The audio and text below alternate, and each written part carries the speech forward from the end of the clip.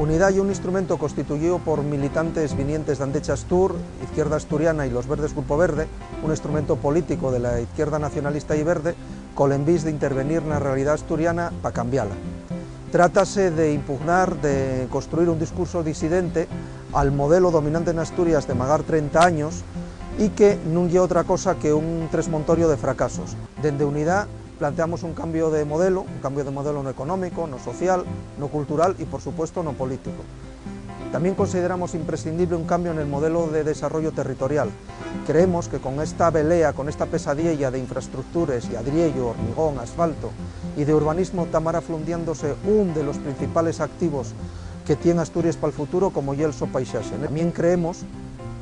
que la voz de la izquierda nacionalista y verde y es necesaria en las instituciones para intervenir, para cortocircuitar, para modular un proceso de toma de decisiones que no es otra cosa que aporfiar en el error, aporfiar en un modelo del cual derivó un clientelismo que tiene paralizada la sociedad asturiana,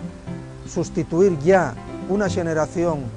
de magar 30 años bien tomando decisiones equivocadas, que es la misma que fechó la transición política en Asturias y que es la misma que sigue manteniendo las mismas ideas o más bien la misma carencia de ideas.